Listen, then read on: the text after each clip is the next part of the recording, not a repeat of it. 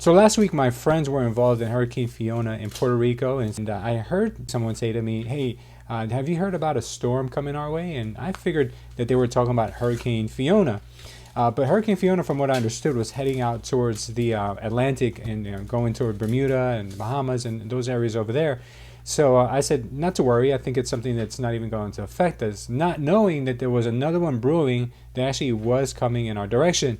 So later on that week, which was towards the tail end of last week, my dad told me that the neighbors said that their gas stations were running out of gas. And I'm like, why? Why is there no gas? I'm like, because of a hurricane coming? I'm like, a hurricane? But I thought the Hurricane Fiona was going the other way. So me, I don't really watch TV that much. I'm getting the last one to be informed by most of these things. It turns out that there was a pretty significant hurricane brewing in the Caribbean, and it looked like it was going to be a pretty big deal, and it was going to definitely come towards the Gulf side of Florida. So a couple of days go by, and I go to Home Depot, and I noticed that Home Depot was starting to get a little weird. You know, there was signs on the doors that said 4 cases of water per customer. There were crates and pallets of sand that was being brought in, and people were just taking plywood by the dozens, and it was pretty much sold out almost everywhere. And to be honest with you, in the 2 years that I've been here, we've had more hurricanes hit the northeast part of the country than we've had Florida. It hasn't really been a big deal at all. But I really couldn't comment on it because I've never really been through one. The only thing I've ever said to people was that we get enough warning ahead of time that we could evacuate if we wanted to. And by all means, some people have. I have friends who are from Naples who have evacuated to Miami. I have other people that I know that are different parts of the state who are just going to hunker down, and they're like an even higher risk area, such as Tampa. But the truth is that we just never know, because in the beginning, when we first started to hear about this storm materializing, we were getting projections that this storm could either hit the Panhandle, or it might deviate towards the east, maybe, and hit Tampa, and that's where it might hit landfall.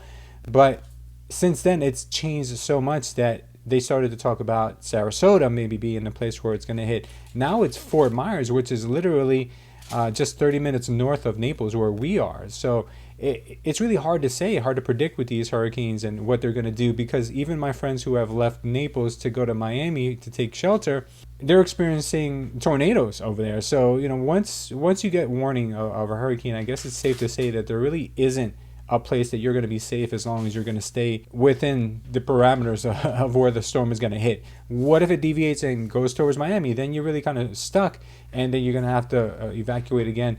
And you know, you really can't go anywhere when you hit that part of the country or part of the state, because you're literally at the, that's it. There's no way out. You got to go north on You got to go north on I-95, which is probably going to be packed just like the I-4 has been. And even yesterday, I had to take a trip to Ikea to buy some furniture for my daughters, and the only Ikea that's close to Naples is close to Miami.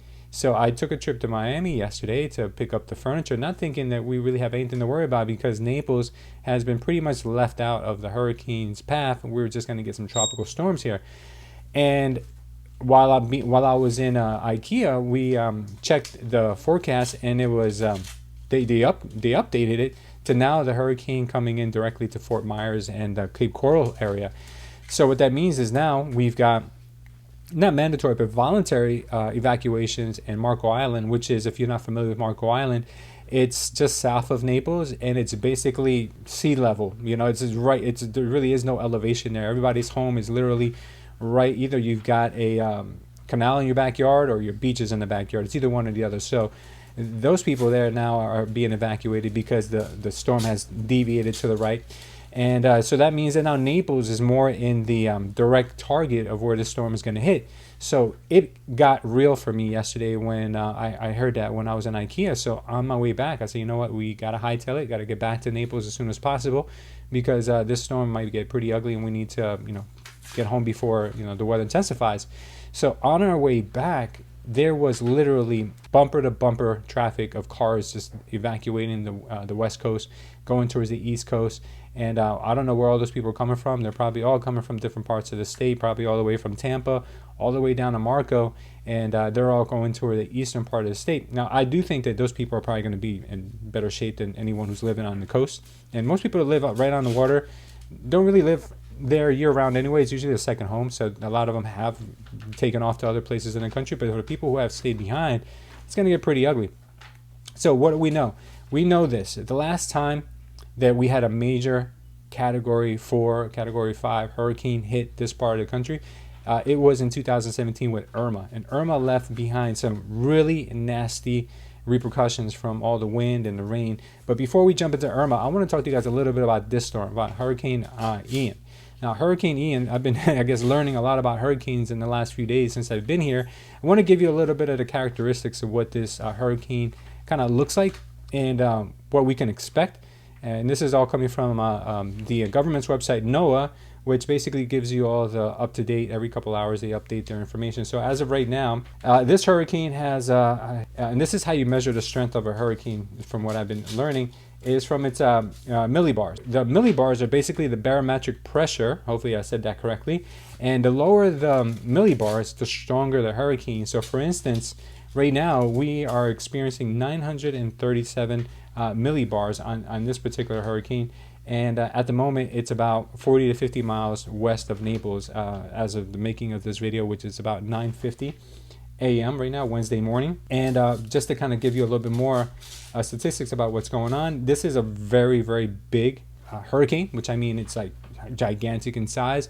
And why that's going to be a problem for us is because it's also a very slow moving hurricane, which means that it's going to bring a lot of rain with it, and with the rain is going to cause a lot of flooding, a lot of storm surges, and it's moving so slow that it's just going to kind of hang out over Florida for a while before it goes east, and it's projected right now to go towards Orlando and maybe even to some of the northern states right above us. But it's going to bring a lot of power outages. There's going to be a lot of strong winds that are going to come along with it, which is probably going to cause a lot of people who don't have homes that are built with concrete or cinder block to have issues, with their housing situation. So those people, hopefully they've moved over into shelters, or they maybe evacuated to hotels. Hopefully, if you haven't yet, I think there's still time. But it's going to be ugly. But that's what we know right now about this Hurricane Ian so far. But what I've learned is that Hurricane Irma, which already happened many years in the past, we can kind of compare the two. So with Hurricane Irma, back in 2017, this hurricane had 914 millibars, which is pretty close to what we're experiencing right now. Okay, and it was one of the strongest storms for a very, very long time that had ever hit that region. And along with it, it had 180 mile per hour winds. Right now, the winds that we're seeing are expected to be around 155 mile an hour winds, and that could change in the blink of an eye. God forbid, we get hurricane gusts up to 180, like we did with Irma, which led to a lot of power outages, trees down, houses down, roofs ripped off. A lot of ugly stuff that happened back then. The other difference is that with Hurricane Irma, it directly hit Marco Island, which, if you, like I mentioned earlier, Marco Island is right underneath us in Naples, so it hit us pretty hard here in Naples as well. Not expected to get hit directly by it, but having this hurricane hit just 30 minutes north of us is probably going to still give us a pretty serious circumstances down here. Our hearts go out to everybody, even the people that are going to get direct impacts. Obviously, we don't want to hear about anyone losing any kind of getting hurt or losing any life anywhere. And speaking of which, that last hurricane that we had, Hurricane Irma, globally, there were about 134 deaths directly and indirectly from that. And when I say indirectly, it's because a lot of times, remember guys, sometimes people perish not just because of the hurricane, but because of diseases that might be caused by the hurricane afterwards, because of the sewer systems backing up and those types of things, and all the bacteria that could be floating around, and lack of food and those types of things in some of the Caribbean countries that we kind of see that in. But just in the United States, 92 people perished from that hurricane. So hopefully we're not going to see anywhere near that number this time around. 6.8 million people were left without power. Thankfully, we still have power as of right now. That's why I'm trying to squeeze this video out before anything else happens, and I can't deliver this information to you. And there was about $50 billion worth of damages that occurred just here in Florida. Now, let's fast forward to today, and there's been so many more millions of people who have moved to Florida since that time. And there are obviously things cost so much more money now than in 2017 that this hurricane definitely has the potential to displace many times more people than it did before, and the damages could be approaching $100 billion, if not more, if it's anywhere near as bad as it was last time. Luckily for a lot of cities, they have made some improvements to the infrastructure and their building codes since then. Some of the houses that you might see down here in Florida now, if you ever do buy a house down here, you gotta pay attention to these things. Number one, does your home have hurricane straps in the attic where basically all your trusses come together? Are they being held down with these straps in order for it to keep your roof on your house in case that ever happens? Also, the type of roof you have matters. The best roof you can have for a hurricane is a metal roof. So if you see those homes that have that really cool looking, sleek, metal roof, that's kind of an old school thing, but they make them very nice now. That's the best kind of roof you can have. And I think there's some other roofs that out there now that are pretty similar and I guess hurricane capacity. The clay roofs are really good, the concrete roofs.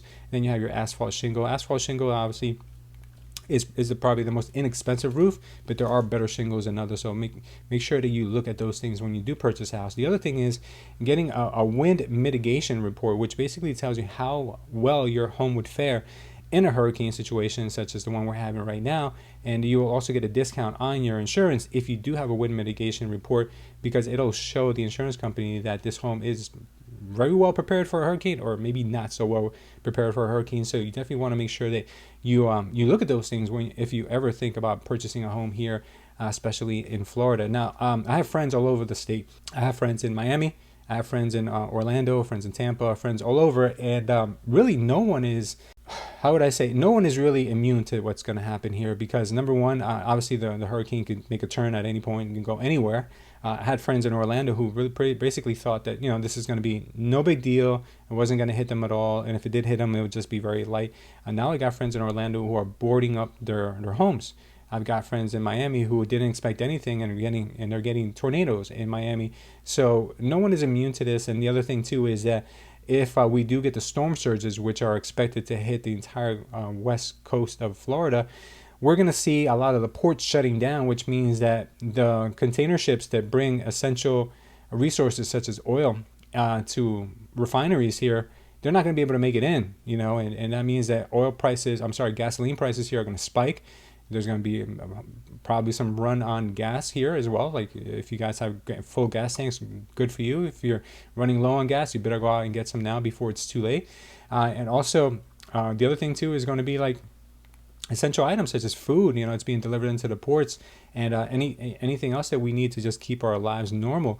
Building supplies, because there's going to be a run on building supplies, because there's going to be a lot of homes that are going to need new roofs, new plywood, new 2x4s, new everything, windows. Think about it, guys.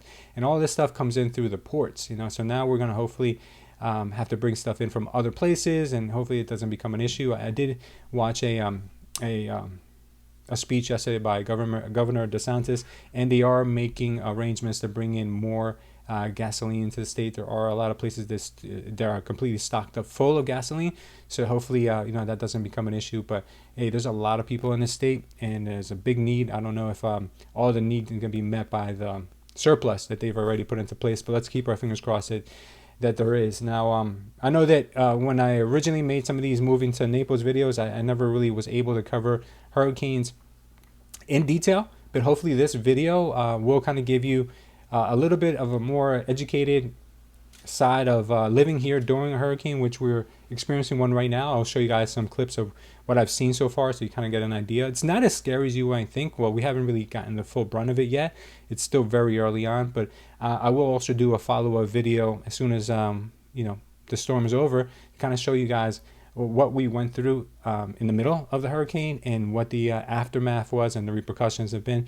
So if you guys want to see that, make sure to subscribe to the channel. And if you guys are in Florida, my prayers go out to you, and I hope you and your family stay safe. If you guys have any questions about possibly moving down here to Florida after all this craziness is over, there'll always be a link down below in the description section if you guys want to get in touch with us. Thank you guys for watching. Please stay safe. My prayers go out to you. I love you, and I will see you next time.